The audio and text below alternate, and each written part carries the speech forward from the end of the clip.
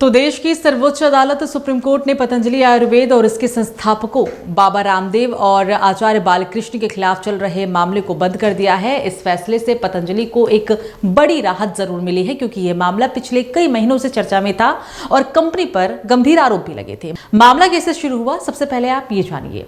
ये केस भारतीय चिकित्सा संघ यानी कि IMA द्वारा दायर किया गया था। IMA का आरोप था कि पतंजलि आयुर्वेद अपने विज्ञापनों में आधुनिक चिकित्सा पद्धति और एलोपैथी का मजाक उड़ाता है। संगठन ने अदालत को बताया था कि पतंजलि के विज्ञापनों में यह दावा किया गया है कि उनकी दवाएं मधुमेह, अस्थमा, ब्लड प्रेशर, थायराइड और यहां तक कि कोविड-19 जैसे गंभीर बीमारियों का भी इलाज कर सकती है। IMA का यह भी कहना था कि ऐसे विज्ञापन आम जनता को गुमराह करते हैं और डॉक्टरों और एलोपैथिक चिकित्सा प्रणाली की विश्वसनीयता को भी नुकसान पहुंचाते हैं। इसी कारण यह मामला सीधे सुप्रीम कोर्ट तक पहुंच गया। सुप्रीम कोर्ट की क्या सख्ती थी, अब ये भी आपको बताते हैं। मामले की सुनवाई के दौरान सुप्रीम कोर्ट ने कई बार बाबा रामदेव और पतंजलि आयुर्वेद को फटकार लगाई थी। अदालत ने पूछा था कि बिना वैज्ञानिक प्रमाण के ऐसे बड़े दावे क्यों किए जा रहे हैं। कोर्ट ने यहां तक कह दिया था कि स्वास्थ्य जैसे संवेदनशील विषय पर गलत सूचना फैलाना बेहद खतरनाक है। अब इसको लेकर पतंजलि की तरफ से क्या दलीलें आई, वो सुनिए।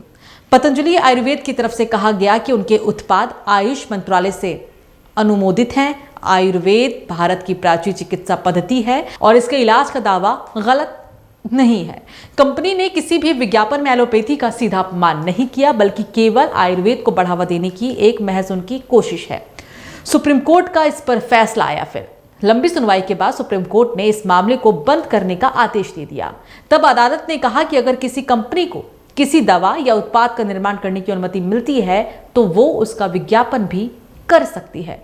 विज्ञापन करना एक सामान्य व्यवसायिक गतिविधि है और इसे पूरी तरह रोका नहीं जा सकता। आयुष उत्पादों के विज्ञापनों के लिए अब पहले से अलग से अनुमति लेना अनिवार्य नहीं होगा।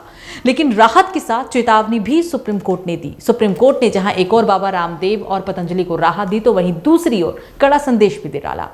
अदालत ने स्पष्ट शब्दों में कहा कि किसी भी तरह के भ्रामक या झूठे दावे विज्ञापनों में नहीं किए जा सकते। उपभोक्ताओं की सुरक्षा और अधिकारों का हमेशा ध्यान यहाँ उनको रखना होगा। अगर भविष्य में कोई कंपनी भ्रामक विज्ञापन करती है तो उसके खिलाफ सख्त कार्रवाई भी की जाएगी। ये फैसला इतना अहम क्यों है, अब ये भी जानिए। ये फैसला सिर्फ पतंजलि के लिए नहीं, बल्कि पूरा FMCG और हेल्थ केयर सेक्टर के लिए काफी अहम हो जाता है।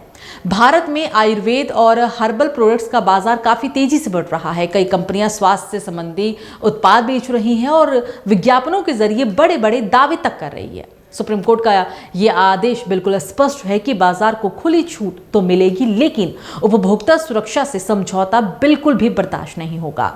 विशेषज्ञों का मानना है कि इस फैसले को बाबा रामदेव और पतंजलि की जीत माना जा सकता है, क्योंकि उनके खिलाफ चल रही कानूनी कार्यवाही समाप्त हो जाएगी। हालांकि यह भी सच है कि सुप्रीम कोर्ट ने साफ कर दिया है कि आगे अगर कोई भी कंपनी अवैज्ञानिक दावे करेगी तो उसे बख्शा नहीं जाएगा। सुप्रीम कोर्ट के इस फैसले से जहां एक और पतंजलि को बड़ी राहत मिली है, तो वहीं दूसरी ओर यह फैसला उपभोक्ताओं के हित और व्यापार की स्वतंत्रता के बीच संतुलन बनाने की एक कोशिश भी है।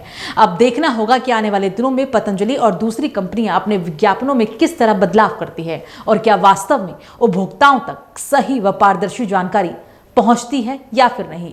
इस खबर पर आप क्या सोचते हैं, कमेंट कर हमें जरूर बताएं।